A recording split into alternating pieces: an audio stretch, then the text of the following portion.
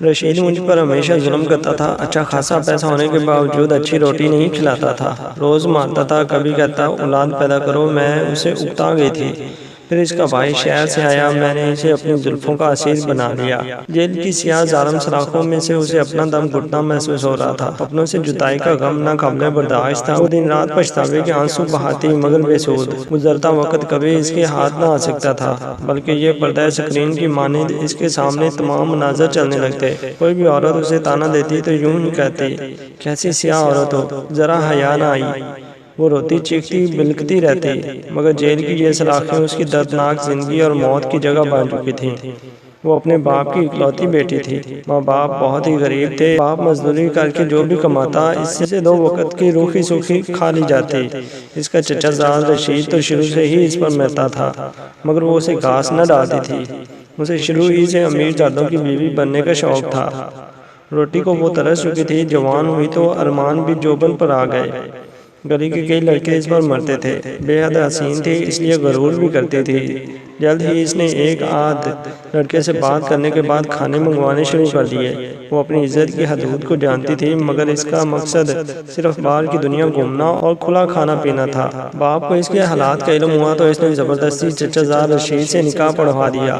اب وہ رشید کی بیوی بن کر اس کے گھر رہتی۔ رشید جو کہ سموسوں کی ریڑھی لگاتا تھا، شادی کے شروع میں تو وہ اچھا خاصا کھلاتا رہا، مگر ایسا ایسا وہی پرانے دن آنے شروع ہو گئے جب وہ بھوک سے بے حال ہوا کرتی تھی۔ رشید تو اسے بالکل ناپسند تھا، وہ اسے محبت سے دیکھتا بھی تو اسے خوب ڈانٹتی اور اپنی طرف دیکھنے سے بھی منع کر دیتی۔ رشید بھی اس کے حسن کا اسیر تھا اور اب تو اسے اولاد کی خواہش تھی، مگر نازیہ جانتی تھی کہ جو اسے پیٹ بھر کر نہیں کھلا سکتا وہ اس کی اولاد کو کیا کھلائے گا، اسی لیے اس نے اولاد نہ پیدا کرنے کی ٹھان لی۔ اب رشید بھی روز آگ بگولا ہوتا اور خوب مار پیٹ کرتا۔ وہ روز روز رشید کی مار پیٹ کھا کر تنگ آ چکی تھی۔ وہ کہیں دور ایک آزاد پنچھی کی طرح اڑنا چاہتی تھی۔ وہ اس ظلم سے نجات حاصل بھی نہ کر سکتی تھی، کیونکہ جانتی تھی کہ وہ والدین کے گھر واپس بھی نہیں جا سکتی، کیونکہ وہاں فاقوں کے طوفان منڈلا رہے تھے۔ وہ خود سے تنگ آ گئی تھی، کبھی کبھی دل کرتا خود کو ہی ختم کر لے، لیکن پھر چاہ کر بھی کچھ نہ کر سکتی۔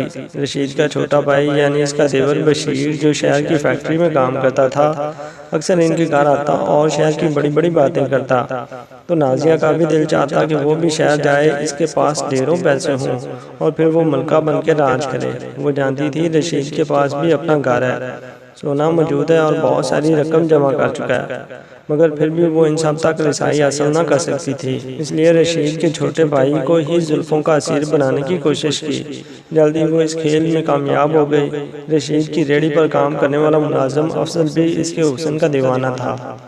وہ انہی اچھے برے حالاتوں میں زندگی گزار رہی تھی کہ اچانک غم کی ایسی آندھی چلی جو سب خوشیاں اپنے ساتھ بہا لے گئی۔ وہ روتی رہتی، بلکتی رہتی اور زور زور سے چیختی رہتی، مگر اس کی کوئی مدد کو نہ آتا۔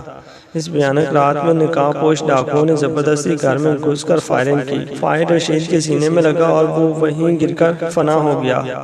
رات کے اس پہر جب سب آرام کی نیند سو رہے تھے، اس نے اپنی چیخوں سے سب کو جگا دیا۔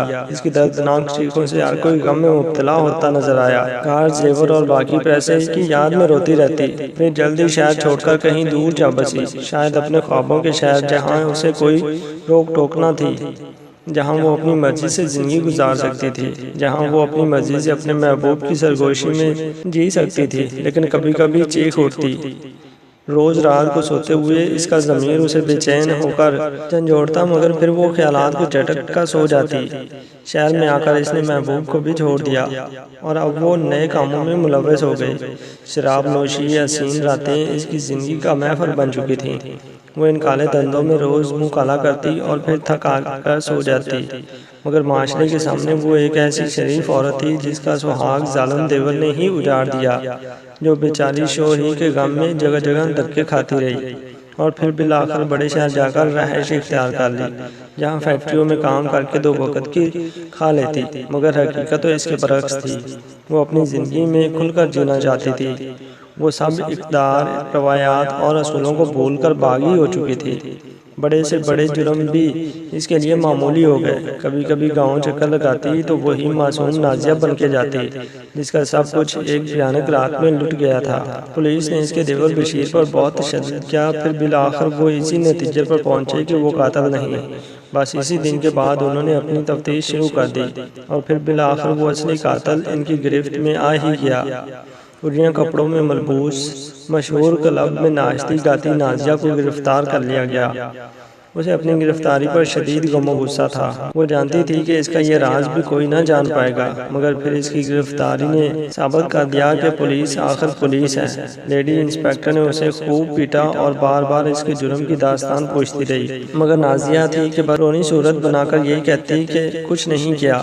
روز اسے خوب مار پڑتی، آخر جسم کے زخموں کی خاطر تنگ آ کر اس نے حقیقت آشکار کر دی۔ رشید مجھ پر ہمیشہ ظلم کرتا تھا، اچھا پیسہ ہونے کے باوجود اچھی روٹی نہ کھلاتا تھا، روز مارتا تھا، کبھی کہتا اولاد پیدا کرو۔ میں اسے اکتا گئی تھی۔ پھر اس کا بھائی شہر سے آیا تو میں نے اسے زلفوں کا اسیر بنایا۔ ادھر رشید کی ریڑھی پر کام کرنے والے فضل کو اپنا دیوانہ بنا لیا۔ افضل کا کچھ بدماشوں سے رابطہ تھا، میں نے افضل کے ساتھ مل کر اپنے شوہر کو ختم کرنے کا منصوبہ بنایا۔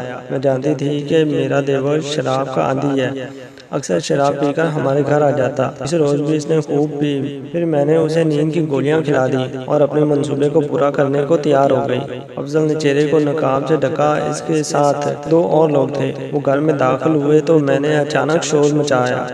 میرا شوہر باہر آیا تو انہوں نے تھوڑی ہی لڑائی کے بعد فائر کر کے اس کے سینے پہ مارا اور وہیں پھوٹ پھوٹ کر رونے لگی، اپنے کپڑے بھی پھاڑ لیے۔ پھر افضل کی وہی پستول بشیر کے ہاتھ پکڑا کر اسے سین میں لٹا دیا اور میں نے پولیس کو یہی بیان دیا کہ یہ ظالم میری عزت لوٹنا چاہتا تھا اور میری عزت کے رکھوالے میرے شوہر کو، اپنے سگے بھائی کو موت کی نیند سلا دیا۔ صدمے سے بے ہوش ہو گیا۔ میں افضل کے ساتھ کئی دن شہر رہی۔ اس نے مجھ سے بے وفائی کی، میں نے اسے چھوڑ کر نشہ شروع کر دیا۔ میں نے اپنے آپ کو باغی کرنا چاہا، میں اپنی مرضی سے جینا چاہتی تھی، مگر ان سب میں غلط صحیح، حرام حلال، اقدار روایات سب بھول گئی۔ میں بہت بری عورت ہوں۔ وہ اپنا بیان دیتے ہوئے پھوٹ پھوٹ کر رو رہی تھی۔ لیڈی پولیس نے بیان لکھنے کے بعد نازیہ سے کہا، اب پچھتانے کا کیا فائدہ؟ جب اللہ نے تمہیں عزت کی زندگی دی تو تم نے قدر نہ کی اور یہ سوچا کہ دنیا کو دھوکہ دے سکو گی، مگر تم بھول گئی کہ اصل طاقت اللہ کی ہے۔ مجرم چاہے جتنا ہی چلاک کیوں نہ ہو، وہ اپنا جرم کبھی نہیں چھپا سکتا۔